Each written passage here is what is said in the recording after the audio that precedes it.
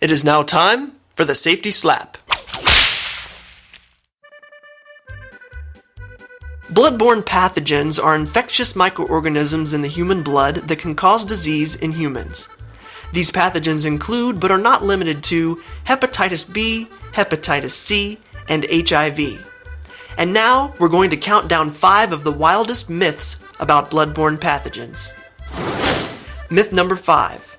Once exposed to a serious bloodborne pathogen such as HIV or hepatitis B, it's too late to prevent infection.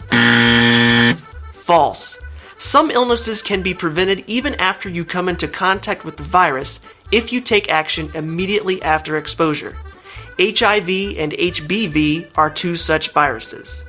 However, no treatment yet exists for the prevention of hepatitis C after exposure. It's still best to take immediate action after coming into contact with a potentially infectious substance. It couldn't hurt.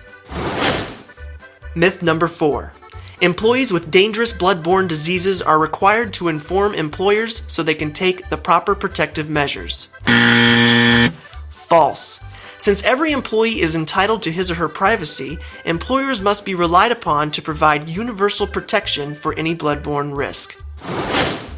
Myth number 3.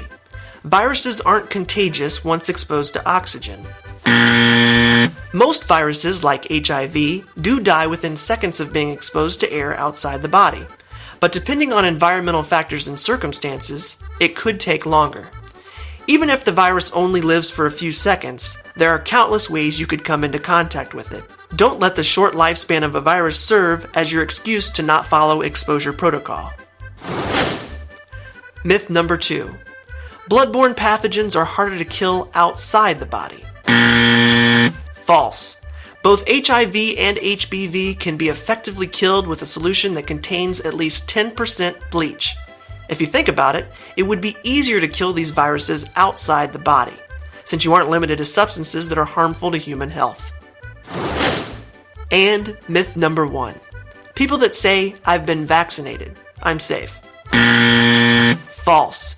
It's true that vaccinations can protect you from contracting an illness or disease, but they aren't 100% effective or safe.